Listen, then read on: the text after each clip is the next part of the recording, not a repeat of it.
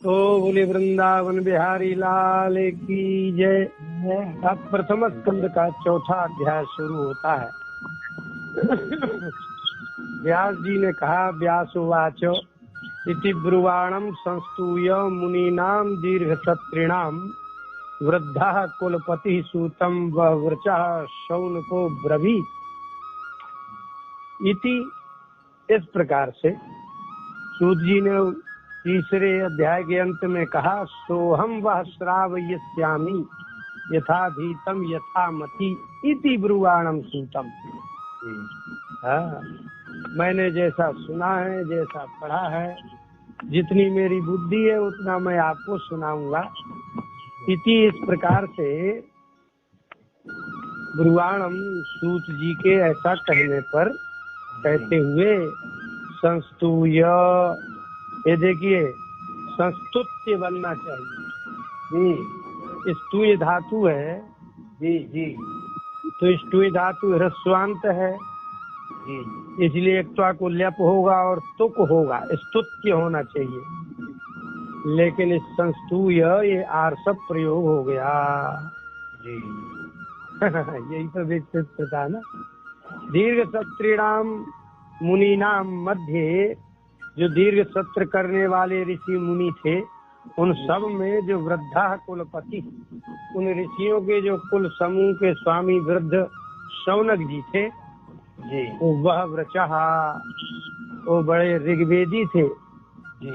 उन्होंने इति ब्रुवाणम ऐसा कहते हुए सूत जी को शौनक जी ने अब्रवीत कहा कि वाह सूत जी।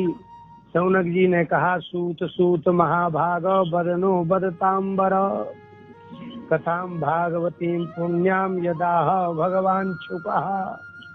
हे सूत सूत, कोई बहुत प्रसन्न हो जाए ना तो एक बात को, एक ही शब्द को दो बार बोला, खुश रहो खुश रहो खुश रहो, कोई बात नहीं कोई बात नहीं कोई बात नहीं।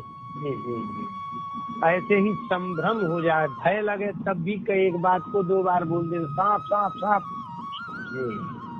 तो बहुत प्रसन्न होकर के शौनक जी ने कहा, हे सूत सूत जी, हे महाभाग भाग्यशाली, आप तो वदतांबर, आप तो संसार में बोलने वालों में श्रेष्ठ है। इसलिए पुण्याम भागवतीम कथाम, जो पुण्य प्रदान करने वाली, देखो कुछ लोग दान करने से भी पुण्य होता है, पर पुण्य का अर्थ होता है पवित्र। तो जो पवित्र भगवान से संबंधित कथा हो, और यद जो भगवान शुका, जो भगवान सुखदेव जी ने परीक्षित को कही है, नह बद, वही कथा आप हमको सुना दीजिए। तो थोड़ी सा प्रश्न है, तो बोले क्या है? तो बोले कस्मिन युगे प्रवृत्तेयम स्थाने वाकेन हेतुना कुतः संचोदितः कृष्णः कृतवान संहिता मुनिः। जो भी वस्तु उत्पन्न होती है उसका कोई ना कोई कारण होता है जी। तो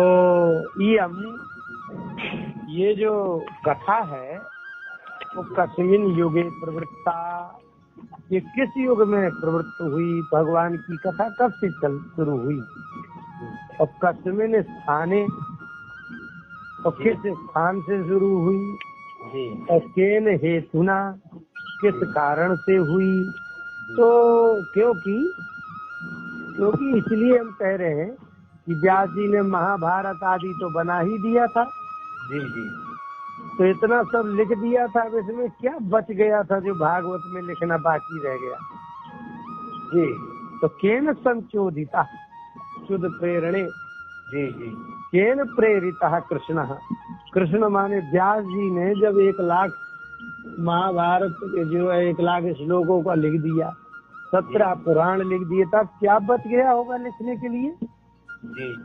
तो केन प्रेरिता, किसने प्रेरणा दे दी थी कि मुनि व्यास जी ने संहिताम कृतवान, ये एक भागवत अलग से संहिता बना दी जी। हाँ, तो कोई ना कोई तो कारण होगा, तो इसलिए ये भी बता दीजिए। अच्छा, दूसरी बात, सुखदेव जी ने पढ़ी है उनसे तो तस्य पुत्रो महायोगी समध्रंग निर्विकल्पिक अनिर्विकल्पकः एकांतमतिरुन्निद्रो गूढ़ो मूढ़ इवेयते। एक और विशेष बात है, जो लोग विद्या पढ़ते हैं वो संसार में यश प्राप्त करने की कामना से पढ़ते हैं, धन प्राप्त करने की कामना से, यश प्राप्त करने की कामना से पढ़ते हैं। लेकिन हमने सुना है कि तस्य पुत्रः, वो व्यास जी का जो पुत्र है सुखदेव, वो तो महायोगी। अब उनको पढ़ने की क्या जरूरत है? संसार में तो विद्या किसी अन्य कारण से एकत्रित की जाती है। दूसरी बात, समद्रक, जब कोई योग करता है, भागवत पढ़ता है, तो वो समदृष्टि नहीं है इसलिए तो पढ़ता है। जी जी मतलब समान दृष्टि हो जाए, सब जगह भगवान का दर्शन हो, इसलिए भागवत पढ़ना है, वेद पुराण पढ़ना है। लेकिन वो तो पहले से ही महायोगी है, पहले से ही समदर्शी है, वो पहले से ही निर्विकल्प कहा, उद्देश्य शून्य, उनका कोई निरस्त भेद, कोई भेद ही नहीं है। और एकांत मति ही, उनकी बुद्धि एकांत है, एक ही अंत में है, अर्थात वो किसी के साथ नहीं रहना चाहते, न उन्हें कोई शिष्य बनाना है, न संसार से मतलब है, उसको एकांत मति कहते हैं। दूसरी बात, उन्निद्रा माने, निद्रा माने अविद्या, उद्गता अविद्या इति उन्निद्रा। अविद्या अज्ञान जिसका पहले से ही नष्ट हो गया, उसको भागवत पढ़ने की क्या जरूरत है? अच्छा, वो बूढ़ा, वो गुप्त रूप में संसार में रहते हैं, लेकिन मूढ़ एवं ईयते, तो वह मूढ़ संसार में पागलों की तरह, ईयते माने प्रतीयते, ईगतौ। अब बताइए, तो वेद क्यों पढ़े जाते हैं? बोले समदर्शी बनने के लिए, निर्विकल्पक एकांत मति बनने के लिए। जो पहले से ही हो गया है तो उसको क्या फल मिलेगा इसका पढ़ने का? तो शौनक जी ने कहा कि हमने एक और कथा सुनी है सुखदेव जी के विषय में, ये बड़ी प्रसिद्ध है। कौन सी? तो बोले, दृष्ट्वानुयान्तं रसिमात्मजमप्यनग्नं देव्यो ह्रिया परिदधुर्न सुतस्य चित्रम् तद्वीक्ष्य पृच्छति मुनौ जगदुस्तवास्ति स्त्री पुंभिदानत सुतस्य विविक्त दृष्टेः। जब व्यास जी सुखदेव जी जा रहे थे तो अनुयान्तम ऋषिम आत्मजम, आत्मज माने अपने सुखदेव के जाते हुए, अनुयांतम पीछे चलते हुए, ऋषिम व्यासम, व्यास ऋषि को, वो अनग्नम, वो तो कपड़ा पहने थे, नग्न नहीं थे यार, लेकिन उनको भी अनग्नम, कपड़ा पहने नग्न नहीं थे, फिर भी दृष्टवा, देख करके, जल में खेलती हुई देवियों ने ह्रिया, लज्जा के कारण क्या कर दिया उन्होंने कि परिदधु, उनने अपने वस्त्र धारण कर लिए थे। और सुतस्य दृष्टवा, और पुत्र को देख करके न परिदधु। एक नग्न पुत्र जा रहा है 16 वर्ष का, सुखदेव आगे आगे, उनको देख करके तो अप्सराओं ने, स्त्रियों ने अपने वस्त्र धारण नहीं किए, उनको देख के लज्जा नहीं आई। लेकिन जो अनग्न थे, वस्त्र पहने, व्यास जी वृद्ध थे, उनको देख करके उनने कपड़े पहन लिए। तो माने युवा अवस्था के व्यक्ति को देख के कपड़ा पहनना था, तो वृद्धावस्था को देख के पहन लिए। तो चित्रम तद्वीक्ष, ये आश्चर्य था। तो पृच्छति मुनौ, ये सप्तमी का रूप है पृच्छति, क्षत्रिय प्रत्यांत का। मुनि व्यास जी के पूछने पर जगदुहु, उन स्त्रियों ने जगात जगदतु जगदु बताया। व्यास जी ने पूछा कि आपको युवा अवस्था के नग्न पुत्र को देख के तो शर्म नहीं आई, लज्जा नहीं आई, और मुझे देख करके क्यों लज्जा आई? तो देव्या व्यासम जगदु, देवियों ने व्यास जी से कहा कि आप वृद्ध होते हुए भी स्त्री को जानते हैं कि नहीं जानते? बोले हाँ जानते हैं। बोले तब विविक्त दृष्टि सुतस्य, विवेक संपन्न निर्विकार दृष्टि को विविक्त दृष्टि कहते, विवेक दृष्टि। तुम्हारे विवेक दृष्टि वाले पुत्र को स्त्री पुंभिदा न, और तब अस्थि आप में है। जी जी है, तब को दोनों जगह लगा दीजिए। बिल्कुल तब, हाँ तब सुतप से विविक्त दृष्टि न स्त्री पुंभिदा, और तब अस्थि। आपको तो स्त्री पुरुष का भेद है, तो क्या बूढ़ा आदमी नग्न स्त्री को देखेगा नहाते हुए, तो क्या विकार जागृत नहीं होगा? तो स्त्रियों को कैसे पता चला कि सुखदेव को तो ज्ञान ही नहीं है स्त्री पुरुष का? तो ऐसे ज्ञान होता है कि जब व्यक्ति, जैसे बच्चा कोई किसी माता को स्नान करते हुए देख के भी दृष्टि यहाँ वहाँ नहीं करता, तो जब लज्जित होकर के यहाँ वहाँ दृष्टि नहीं घुमाता तो पता चलता है बच्चे को तो ज्ञान ही नहीं है। तो सुखदेव जी देख रहे थे तो देखते ही चले गए। जी जी, तो पता चल गया कि इनको कुछ पता ही नहीं है। तो इसका मतलब शौनक जी कहना चाहते हैं कि भागवत पढ़ने के बाद, भक्ति करने के बाद, वैराग्य और ज्ञान होने के बाद जो फल मिलता है कि संसार में भेद दृष्टि नष्ट हो जाए, वो भेद दृष्टि तो सुखदेव जी की पहले से ही नष्ट हो गई थी, तो भागवत पढ़ने का क्या फल मिला? दूसरी बात क्या है? बोले दूसरी बात भी है। क्या बात है भाई? बोले कथमा लक्षिता पौरैहि संप्राप्त कुंजांगलान उन्मत्त मूक जडवत विचरण गज साहवये। एक और बड़ी बात है। क्या बड़ी बात है? बोले ये बड़ी बात है कि हे तात, आप बताइएगा सही। तो कुरुजांगलान संप्राप्त, ये कुरुजांगल जैसे अभी ये शहर है ना अपने यहाँ, ऐसे कुरु प्रदेश, जांगल देश और ये सब यहाँ संप्राप्त विचरण करते हुए सुखदेव जी गए। और गज साहवये, गज साहवये माने गजेन सहिता आवया नाम यस्य, हाथी के साथ जिसका नाम हो, माने हस्तिनापुर, हस्ती नाम के राजा ने बनाया था।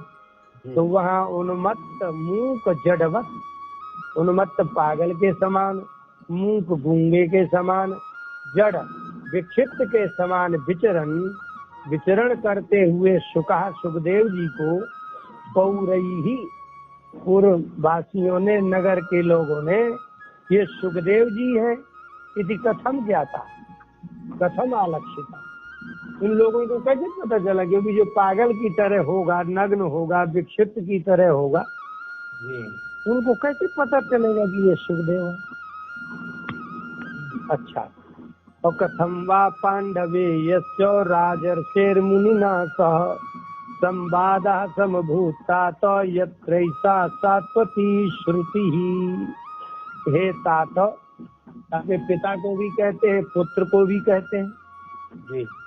तो शौनक जी ने बड़े प्रेम से कहा, हे तात, यत्र, जहाँ, ऐसा, यह सात्वती श्रुति, इस सात्वत भगवान की भगवती श्रुति वेद जो संहिता सुनाई गई, तो पांडवेयस्य राजर्षे परीक्षिता, पांडो हो अपत्यम पांडवेय, पांडोर्जन, हाँ पांड्या।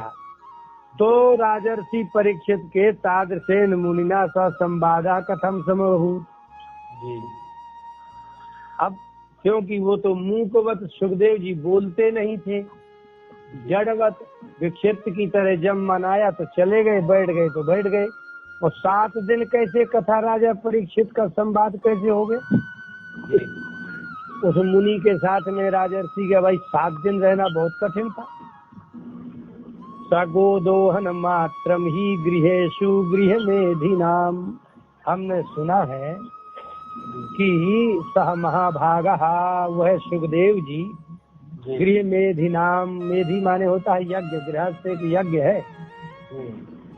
इसलिए तृतीय स्कंद में देव हो के लिए कर्दम ऋषि कहते हैं गृह मेधि धेनुम।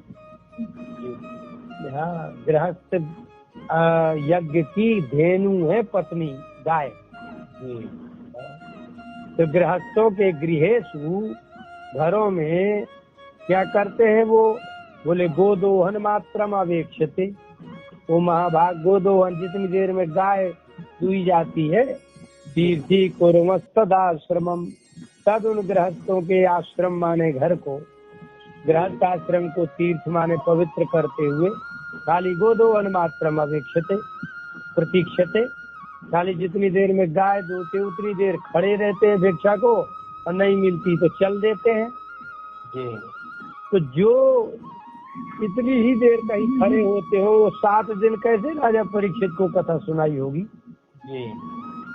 अच्छा, दूसरी बात बोले अभिमन्यु सुतम सूत प्राहुर भागवतोत्तमम तस्य जन्म महाश्चर्यम कर्माणि च गृणीहीनः। और इतना ही नहीं है हे सूत जी, इसका जो श्रोता है ये तो हो गया वक्ता की विशेषता। इसमें इस अध्याय में वक्ता की विशेषता हो गई ना। जी जी। अब सुनिए श्रोता कैसे है? बोले तस्य, उस अभिमन्यु सुतम भागवतोत्तमम प्राहु, अभिमन्यु के पुत्र जो है परीक्षित, उनको भागवतोत्तमम आहु। जितने भक्त हैं दुनिया में सब में उन्हीं को उत्तम माना जाता है। अच्छा, सत्य जन्म, उसका जन्म भी बड़ा महाश्चर्यम, बड़ा आश्चर्यकारी, बड़े विलक्षण हुआ। जो दूसरों के जन्म दूसरे ढंग से होते हैं, इसके जन्म अलग ढंग से हुआ है। और कर्माणि च, और कर्म भी उसके विलक्षण है। कोई युग का दर्शन नहीं कर सकता। अभी कलयुग चल रहा है तो लोग देखेंगे, स्त्रियां पुरुष व्यभिचार अत्याचार देखेगा, कलयुग थोड़ी खड़ा देखेगा। सही। लेकिन उनको तो कलयुग ही दिख गया था खड़ा हुआ। तो जो काल का दर्शन कर ले उसके कर्म को क्या कहना चाहिए? आश्चर्य है। दूसरी बात, काल का दर्शन तो ठीक है, उसको ललकार के कह रहे थे कि इतने अब हम तुमको मार डालेंगे। तो जो काल का नाश कर सकता है वो अभिमन्यु का पुत्र परीक्षित श्रोता कैसा होगा? माने काल को तो कालो ही दुर्चक्रमा है ना, समय को तो कोई टस से मस नहीं कर सकता। वो तो कह रहे थे हम तुमको मार ही डालेंगे। तो एक 4 युगों में से एक युग को समाप्त करने की शक्ति वाला परीक्षित, उसका जन्म और कर्म तो महाश्चर्य, बड़ा आश्चर्यकारी है। तो नह गृणी ही, आप हमको सुनाइए। क्रियादिगण की है गृणी ही जी। तो बोले हम और भी बता दें, कुछ और भी है विशेषता हमने जो सुनी है। बोले क्या है? बोले अब परीक्षित जो है श्रोता, सम्राट कस्यवा हेतु पांडु नाम मानवर्धन प्रायोपविष्टो गंगाया मनाधृत्याधिराट श्रियम। बोले आश्चर्य तो ये है कि पांडु नाम मानवर्धन, अपने पूर्वजों का सम्मान बढ़ाना सब कोई नहीं बढ़ा पाते। जी। लेकिन पांडव जैसे थे, उन पांडवों के मान सम्मान को और बढ़ाने वाले राजा सम्राट चक्रवर्ती थे। मोना सम्राट चक्रवर्ती परीक्षित कस्य हेतु हो, ऐसा क्या कारण हो गया था कि अधिराट श्रियम, अधिराट का मतलब इंद्र, इंद्र के समान श्री लक्ष्मी अधिराजा नाम संपदम, उसको अनादृत्य त्याग करके गंगायाम, गंगा में प्रायेण, हमने सुना प्राय करके मरण पर्यंत उपविष्ट, वो बैठ गए थे। ये क्या मतलब इतनी बड़ी संपत्ति को एक क्षण में त्यागने वाला, पांडवों का सम्मान बढ़ाने वाला, वो किस कारण से वहाँ गंगा जी में जाके बैठ गए? एक तो ये कारण बताइए। और नमन्ति यत्पाद निकेतमात्मनः शिवाय हानि धनानि शत्रवः कथम सबीरा श्रियमंग दुष्टजाम युवै सितो सृष्टुमहो सहासुभिः। ये है। तो बोले ये भी एक बड़ी बात है। बोले कि देखिए हे अंग, हे सूत जी, श्रियम अंग में जो अंग है वो संबोधन है, हे सूत। और जो हा लिखा है हानि में वो स्पष्ट के लिए है। तो बोले कि शत्रवः अपि, जो शत्रु हैं उनके शत्रु थे ना जी, वो शत्रु भी कैसे थे? बोले शिवाय आत्मनः शिवाय, अपने कल्याण के लिए, आत्मनः रक्षणाय, अपनी रक्षा के लिए, धनानी, धन को आनीय, अर्पयित्वा ले करके, यस्य, जिस राजा परीक्षित के पाद निकेतनम, पाद निकेतन माने पैर जहाँ रखे जाते हैं, माने चरण पीठम, जैसे शंकराचार्यों की नहीं होती है, चरण पीठ बने रहते हैं। जी जी। तो राजा परीक्षित के चरण पीठ में शत्रु लोग अपने धन को ला करके अपनी रक्षा के लिए नमंती, जी, नमस्कार करते थे। सभी रहा ऐसा वीर पुरुष भी आश्चर्य है। युवा एव सन, युवैसता, युवा अवस्था में होते हुए भी दुस्त्यजाम श्रियम, युवा अवस्था में लक्ष्मी का त्याग करना बहुत कठिन है, वृद्धावस्था में तो छूट जाती है। तो युवा अवस्था में ही भोग सामग्री जो छोड़ने में कठिन है, युवा संग, कुछ ऐसा होते हुए भी इस उत्सृष्टुम कथम ऐच्छत, ऐच्छत होना चाहिए। जी जी। इच्छ धातु है। तो उत्सृष्टुम त्यागने के लिए कैसे उन्होंने ऐच्छत, इच्छा कर ली भाई? हाँ ये है ऐसत। एक तो आपने पद कर दिया है और छा भी नहीं किया है। वो भी सहासुभी, अशुभी सह, प्राणों के सहित उस दुस्त्यज लक्ष्मी को त्याग करके, और जिसको युवा अवस्था थी, जिनके यहाँ शत्रु उनके चरण पीठ में झुक करके सब संपन्नता दे जाते थे, नमंती प्रणाम करते थे, ऐसे व्यक्ति को अहंकार होना चाहिए था कि त्याग प्रधान हो गया वो तो जी। वो कथम, वो कैसे? तो शिवाय, हानि का कोई अर्थ नहीं है। हाँ आनीय, हाँ हाँ स्पष्ट अर्थ में है, और आनी माने ला करके, हाँ हाँ हाँ, तो स्पष्ट है वो करने के लिए। तत्र हवा राजन, ये हवा ये अव्यय पद है ना। जी जी। वाणीय आंग उपसर्गणी प्रापणे धातु का एक त्वल्यप। जी। तो शिवाय लोकस्य भवाय भूतये य उत्तम श्लोक परायणा जना जीवन्ति नात्मार्थमसौ पराश्रयम् मुमुक्षु निर्विद्य कुतः कलेवरम। ये जना, संसार के जो मनुष्य उत्तम श्लोक परायणा, उत्तम श्लोक माने भगवान, श्लोक माने होता है यश। तो उत्तम यशस्वी भगवान नारायण के परायणा भवन्ति, जो भगवान के परायण होते हैं वो लोग लोकस्य शिवाय, लोक माने संसार के, शिव माने सुख के लिए, और भवाय भूतये, भवाय माने समृद्धि के लिए, और भूति माने भव निवृत्ति, मोक्ष के लिए। क्रियार्थोप पदस्य कर्मण स्थानिना चतुर्थी। जी जी। हाँ, भूतये माने ऐश्वर्याय जीवंती न तु आत्मार्थम। वास्तव में जो भगवान के परायण मनुष्य हैं वो संसार के सुख के लिए जीते हैं, संसार की समृद्धि के लिए जीते हैं, और संसार के कल्याण मोक्ष के लिए जीते हैं, अपने लिए नहीं जीते हैं, है?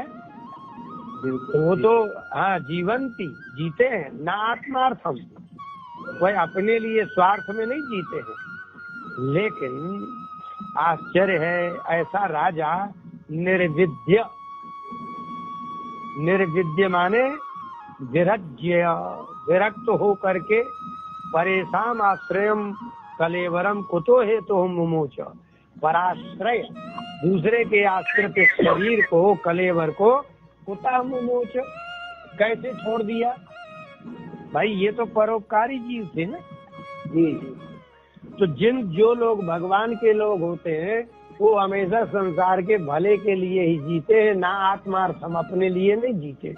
जी तो राजा परीक्षित तो दूसरों के लिए जी रहे थे। भाई कोई स्वार्थी हो, ऋणी हो जाए, कर्जी हो जाए, अपराधी हो, दुष्ट हो, वो प्राण त्यागे बैठ के गंगा जी में तो अलग बात है। जिसको सारा संसार चाहता था वो भला प्राण क्यों त्याग दे? जी तो ये सब श्रोता और वक्ता में बड़े प्रश्न हैं। जी और तत्सर्वम न समाचक्ष पृष्ठो यदि किंचन मन्ये त्वाम विषये वाचाम स्नात मन्यत्र छांदसात्। इसलिए हे सूत जी, न हम लोगों को तत्सर्वम समाचक्ष, यदि यह किंचन पृष्ठा, जो हम लोगों ने कुछ भी पूछा है वो सर्वम बिल्कुल छोड़िएगा नहीं, संकोच की बात ही नहीं है जी। इसलिए न असमभ्यम, हम लोगों के लिए समाचक्ष सुना दीजिए। क्यों? बोले हम सुना सकते हैं। बोले क्यों नहीं सुना सकते? तो हम आपको मन्ये, ऐसा मानते हैं कि वाचाम विषय, वाणी के विषय में जो आपकी वाणी है ना वो ऐसी नहीं है। तो क्या है? बोले छांदसात् अन्यत्र, छांदसात् अन्यत्र, वेद के अतिरिक्त भी स्नातम पारगम मन्ये त्वाम, वेद में तो पारंगत है ही, वेदों के अतिरिक्त संसार के महापुरुषों के चरित्रों को सुनाने में भी पारंगत है। स्नातम वाचाम विषय, वाणी के विषय में तुम तो वेदों के पारंगत हो, इसलिए आप सुनाओ। बोले और सूत जी ने कहा कि चलिए सुन लीजिए, संक्षेप में सुना रहे हैं, बाकी तो प्रसिद्ध ही है। द्वापरे समनुप्राप्ते तृतीये युग पर्यये जातः पराशराद योगी वासव्याम कलया हरे।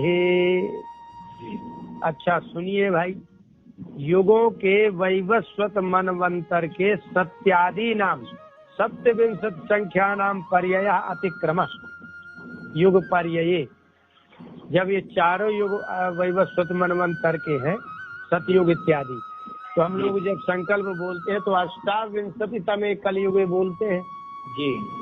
तो ये 28वां कलयुग है जी।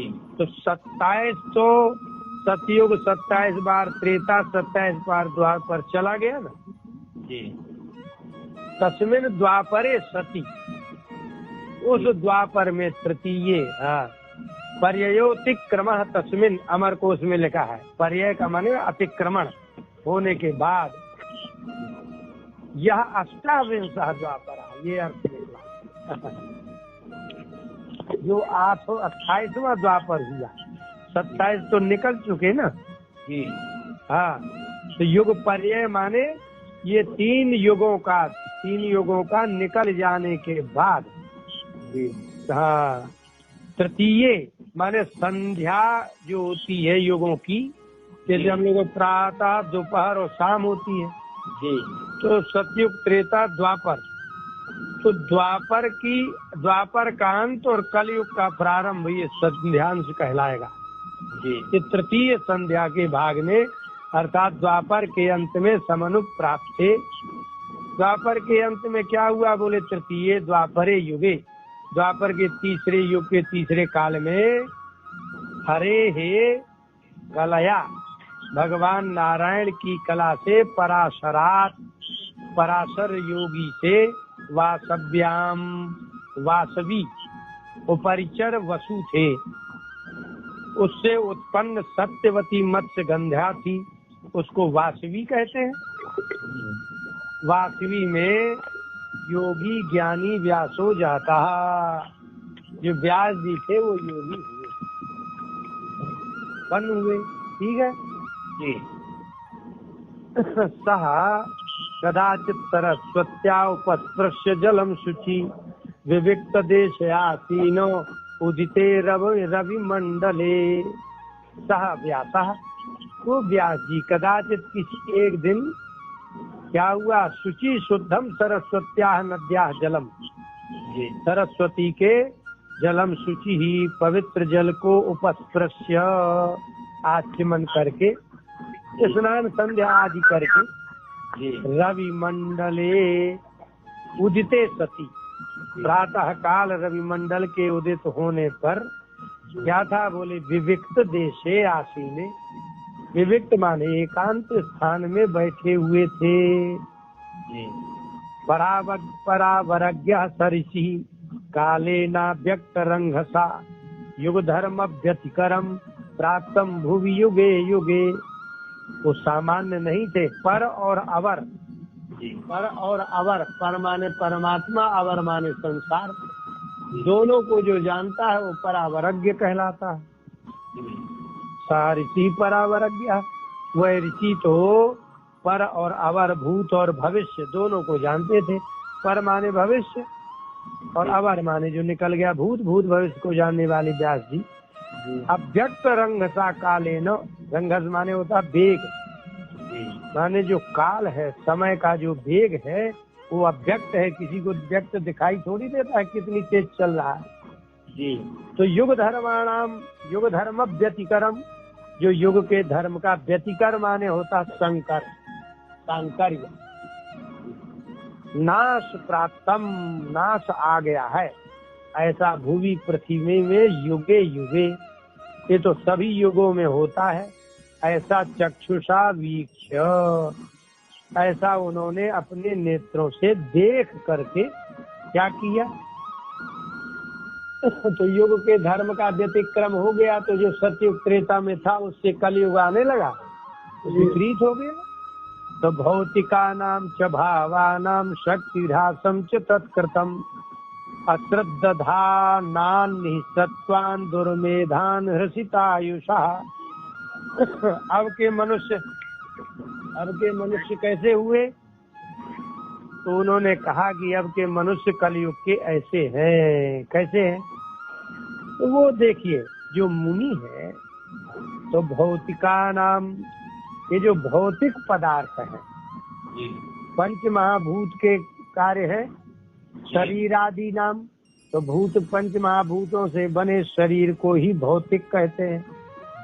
उनके शक्ति ह्रासम, ये युग ने, काल ने उनके शक्ति का ह्रास वीक्ष देख करके, और अश्रद्धानान निःसत्वान, श्रद्धा रहित जनान मनुष्यों को, और निःसत्व, सत्व माने होता है बल, धैर्य रहित बल रहित देख करके रजोगुण और तमोगुण प्रधान थे, ऐसे दुर्मेधान, दुर्मेधा माने विपरीत बुद्धि वाले, हृषितायुषा, हृषित माने नष्ट आयु वाले लोगों को देख करके कि कलयुग के लोग ऐसे हैं। दुर्भगास्तु जनान वीक्ष मुनिर दिव्येन चक्षुषा, मुनि ने दिव्य चक्षुओं से दुर्भगान, दुर्मेधान, दुर्बुद्धि, भाग्यहीन, श्रद्धा रहित, कम आयु के जनान लोगों को देख करके, वीक्ष देख करके, सर्व वर्णाश्रमाणाम युद्धध्यौ हित अमोघ दृक्, अमोघ दृक् माने जिसकी दृष्टि, जिसका ज्ञान अमोघ माने सफल है, कभी निष्फल नहीं होता। तो सर्व वर्णाश्रमाणाम, ब्राह्मण क्षत्रिय वैश्य शूद्र, इनको उन्होंने देख लिया कि सबका ह्रास ही हो गया है। दध्यौ, ऐसा ध्यान दिव्य चक्षु से किया, उनने देखा कि सब खत्म हो गया। चातुर्होत्रम कर्म शुद्धम प्रजानाम वीक्ष वैदिकम व्यदधादि यज्ञ संतत्यै वेदमेकम चतुर्विधम। चातुर्होत्रम, चत्वारः होतारः यस्मिन्, चार होता होते यज्ञ में, होता अध्वर्यु, उद्गाता और ब्रह्मा। तो चातुर्होत्र कर्म है, वो चातुर्होत्र जो कर्म है वो वैदिक कर्म जो है, कर्माधिका नाम शुद्धम, कर्म शुद्धम, वो शुद्ध कर्म था, लेकिन वीक्ष उसको देख करके कर्माधिकता नाम शुद्धम, शुद्धि कर्म, विचार करके यज्ञानाम अर्थात 4 प्रकार के जो अध्वर्यु होता साम इत्यादि के द्वारा यज्ञ कर्म होंगे वे पवित्र हो जाएंगे। जी ऐसा विचार करके व्यदधद यज्ञ संतत्यै, यज्ञ के संतति माने विस्तार के लिए उन्होंने एकम वेदम, वेद एक था लेकिन चतुर्विधम व्यदधद। उनने देखा कि आदमी की बुद्धि कम है, इतना बड़ा वेद पढ़ नहीं सकते, तो उन्होंने 4 खंड कर दिए।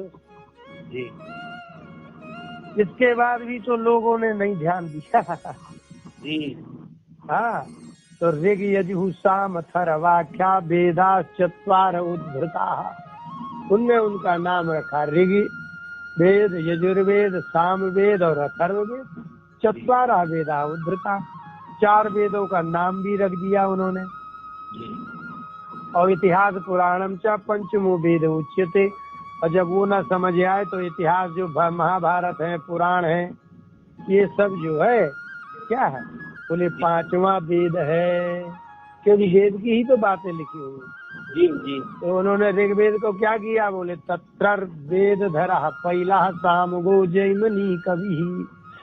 उनमें जो व्यास जी ने ऋग्वेद आदि किए थे, उनमें से पैल ऋषि ऋग्वेद धरा अभूत। उनके शिष्य थे एक पैल ऋषि। तत्र ऋग्वेदा, आप गुणा से गुण हो गया। तो वो वेद धारण, ऋग्वेद को धारण करने लगे। और कवि माने क्रांतदर्शी जैमिनी जो थे, वो सामगहा, उनको सामवेद दे दिया। और वैशंपायन वही कहा। और वैशंपायन एक अकेले थे जिनको यजुषाम विषय निष्णातो यजुषाम मुत, वो यजुर्वेद में निष्णात कुशल हो गए। जी और अथर्वांगी रसा मासीत सुमंतुर दारुणो मुनि। और उसमें जो दारुण माने अब 4 कर्म, भयानक कर्म करने के लिए जी सुमंतु मुनि हुए। वो अथर्व विद्या, अथर्ववेद को हमने पढ़ा और उसका मैंने एक सब निकाला है, उसमें से मंत्र निकाले। अभी नर्मदा तट में थे, 2010 में ऋग्वेद अथर्ववेद ले गए, तो उसमें बाल तक काले करने का मंत्र लिखा है। और मैंने पूरा लिखा है उसको विधिवत हिंदी में करके, कि जो है किस घर में प्रेत है कि नहीं, ये परीक्षण कैसे होगा, उसका भी मैंने बहुत लिखा, कम से कम 50 विधियां लिखी उसमें। मैंने कम नहीं किया, हम करते रहे हो ये सब काम। लेकिन वही है ना, गूढ़ा मूढ़े वे थे, गुप्त रूप में रहते, मूर्खों जैसे रहते। तो सुमंत जो थे दारुण, वो बड़े तीखे थे, दारुण थे। तो उन्होंने अथर्व अंगिरसाम अथर्वाणाम विषय निष्णाता से, तो अथर्व में रहे। इतिहास पुराणानाम, इतिहास और पुराणों का पिता में रोमहर्षण, मेरे पिता रोमहर्षण थे। ताएते ऋषयो वेदम स्वम स्वम व्यस्यन्नेकधा। तो जो थे ये जो ऋषि थे, उन्होंने वेदम स्वम स्वम अपने अपने वेद को अनेकधा व्यस्यन, अनेक अपनी अपनी शाखाओं के अनुसार विस्तार किया। शिष्य ही प्रशिष्य ही तत्शिष्य ही, उसने शिष्य को दिया, उसके शिष्य ने प्रशिष्य दूसरे शिष्य को दिया, उसने उस शिष्य को दिया। इस प्रकार से वेदास्ते शाखिना अभवन, वो ऋषियों की कण्व शाखा, तैत्तिरीय शाखा, ये इत्यादि शाखाएं हो गई। एव वेदा दुर्मेधई धार्यन्ते पुरुषै यथा। तो दुर्मेधई पुरुषै ही, अल्पमति के ये बुद्धि भी के लोग ते एव वेदा धार्यन्ते, उन्हीं वेदों को धारण करें। इसलिए एवं चकार भगवान व्यासा कृपण वत्सला, इसलिए भगवान ने कम बुद्धि के लोग भी धारण कर लें। इसलिए व्यास जी ने, तो भगवान व्यास कौन है, बोले कृपण वत्सल, मूर्खों से प्रेम करते हैं कि मूर्खों का भी कल्याण हो जाए। जी स्त्री शूद्र द्विज बंधु नाम त्रयी न श्रुति गोचरा। तो जो स्त्रियां हैं वो बेचारी घर गृहस्थी में फंसी हैं, वो इन्हीं के लिए हैं। और शूद्र और द्विज बंधु जिनका यज्ञोपवीत आदि नहीं हुआ, इनको श्रुति गोचरा त्रयी न, इन तीनों को श्रुति गोचर वेद नहीं कानों में सुनाई देते हैं, कौन पढ़ाएगा इनको। इसलिए कर्म श्रेयसी मूढ़ा नाम, कर्म कैसा करना चाहिए, श्रेष्ठ कर्म क्या है, ऐसे मूढ़ स्त्री शूद्र द्विज बंधुओं के लिए श्रेय जो कल्याण है एवं भवेत, इतिहास पुराणों से हो जाए, इसलिए इति भारतमाख्यानम कृपया मुनिना कृतम। तो मुनि व्यास जी ने कृपा करके महाभारत का आख्यान 1 लाख श्लोक का बनाया कि जो वेद में लिखा है वही स्त्री शूद्र द्विज पढ़ ले। एवं प्रवृत्तस्य सदा भूतानां श्रेयसी द्विजाः सर्वात्मके नापि यदा नातृष्यद् हृदयं तथा। लेकिन एवं इस प्रकार से इतना प्रवृत्तस्य हे द्विजाः, हे ब्राह्मणों, ये कृपण वत्सल जो है भगवान व्यास जी ने इतना सब किया जी, लेकिन अब वो क्या करें बेचारे। भूतानाम श्रेयसी सदा प्रवृत्तस्य, भूत माने प्राणी, मनुष्यों, स्त्री, बुद्धि, सब के लिए कल्याण में प्रवृत्त व्यास जी को सर्वात्मके नापि, सर्वात्मक पूर्ण रूप से करने पर भी यदा हृदयम न तुष्यत, जी, फिर भी हृदय में संतोष नहीं हुआ, उनको फिर भी लग रहा था अभी कुछ करना बाकी है। ऐसा ना हो जाए, जैसे नहीं अपने लोग करने के बाद भी कहते यार कहीं ऐसा ना हो जाए, कर तो दिया है जी, लेकिन कहीं ऐसा ना हो जाए, तब भी उनको संतोष नहीं था व्यास जी को। नाति प्रसीद हृदय सरस्वत्यास्तटे शुचौ वितर्कयन विविक्तस्थ इदं प्रोवाच धर्मवित्। एवं इस प्रकार से होने के बाद भी अब क्या करें बेचारे, तो उन्होंने देखा कि सर्वात्मना सर्व प्रकारेणापि हृदय न तुष्यत, जब सब करने के बाद भी हृदय संतुष्ट नहीं हुआ, ततो न अति प्रसीदत हृदय यस्य, अति प्रसीदत हृदय क्षत्रि प्रत्यय, अति प्रसन्न हृदय न देख करके धर्मविद, जो धर्मवेत्ता व्यास जी थे, वो बेचारे क्या करते, शुचौ सरस्वत्यास्तटे, सरस्वती के पवित्र तट में विविक्त माने एकांत में स्थित होकर के चित्त के संतोष के कारण को वितर्कयन, विचार कर तर्क करते हुए स्वगतम इदम प्रोवाच, अपने आप ही मन से बोले, बोले धृतव्रतेन ही मया, मैंने तो व्रत धारण किया था, तो मेरे व्रत धारक ने भी छंदांसी गुरवो नयः, वेदों को, छंद माने होते हैं वेद, और गुरवः गुरुजनों को भी, और अग्नयश्च और सभी अग्नियों का हवन आदि से मानिता, मैंने उनकी पूजा की है, वो भी निर्व्यलीकेन, व्यलीक माने होता है कपट जी, निर्व्यलीक माने निष्कपट जी, माने निष्काम भावना से मैंने ये सब गृहीतम चा अनुशासनम, और वेद का जो अनुशासन आज्ञा थी उसको भी मैंने माना है, और भारत व्यपदेशेन, भारत महाभारत के व्यपदेश माने निर्माण से, ध्यानार्थस्य दर्शिता, आमनाय माने वेद का अर्थ भी बता दिया, दृश्यते यत्र धर्मादि स्त्री शूद्रादि भी अप्युत, स्त्री शूद्रादि भी, स्त्री शूद्रादि भी धर्म अर्थ काम मोक्ष को दृश्यते देख सकते हैं। अर्थात इतना करने के बाद भी अथापि बत में दह्यो यात्मा चैवात्मना विभु असंपन्न एवा भाति ब्रह्म वर्चस्य सत्तमः। अब मैं क्या करूं, इतना करने के बाद भी है? इतना करने के, ये बताओ संसार के जो लोग हैं, इस संसार के लोग इतना सब करने के बाद भी कितने असंतुष्ट रहते हैं, नाती पुत्र पौत्र नौकरी दे रहे सब कुछ हो जाए तो भी, ये सत्कर्म करने के बाद भी संतुष्ट नहीं है, फिर भी कहते हैं अथापि, इसके बाद भी आश्चर्य, बत माने आश्चर्य, दह्या देहे भवा आत्मा जीवा इति दह्या,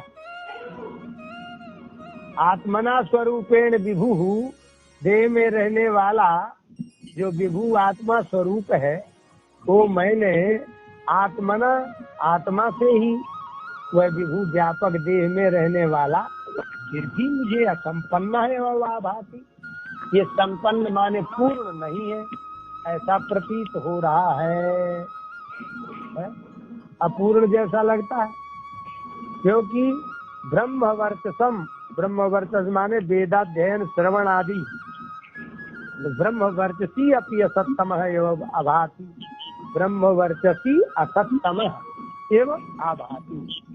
जैसे किसी असत्तम अश्रेष्ठ व्यक्ति ने ब्रह्म को वेद को पढ़ लिया हो तो वेद सार्थक नहीं होता, ऐसे मेरे सब करने पर भी सार्थकता नहीं दिख रही है।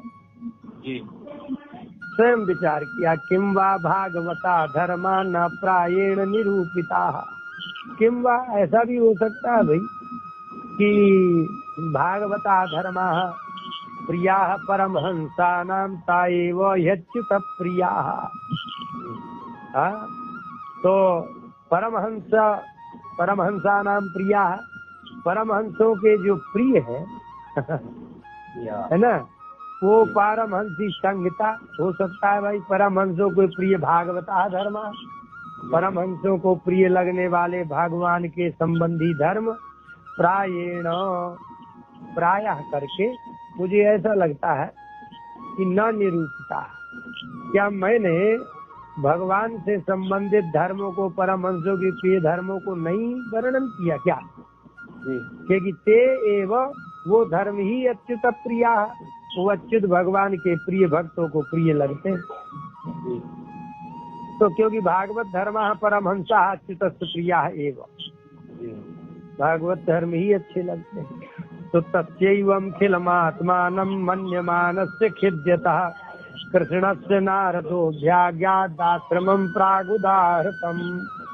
कहते हैं प्रागुदाहृतम, मैं आपको पहले एक बात बता चुका हूँ। एवं इस प्रकार से खिल आत्मा, देखो खिल माने होता है अधूरा, अखिल माने होता है संपूर्ण। जी। तो खिल माने अधूरा कहलाया। तो इस प्रकार से आत्मानम खिलम, अपने आप को खिल माने न्यून, मन्यमानस्य मानते हुए, खिद्यतः खेद करते हुए, तस्य उस व्यास जी को, जो मैंने प्राग उदाहरणम पहले कहा था, तो नारद जी उस खिद्यमान खेद मानते हुए, अपूर्णता मानते हुए कृष्णस्य आश्रमम, व्यास जी के आश्रम में नारद जी अभ्यगात आए। तमभिज्ञाय सहसा प्रत्युत्थायागतं मुनिः पूजयामास विधिवन् नारदं सुरपूजितम्। तो मुनि व्यास जी ने सुरपूजितम, देवता भी जिनकी पूजा करते हैं, ऐसे नारद जी को तम सहसा अभिज्ञाय, सहसा आकर आया हुआ जान करके, प्रत्युत्थाय खड़े हो करके उन्होंने पूजयामास, नारद जी की विधिवत पूजा की।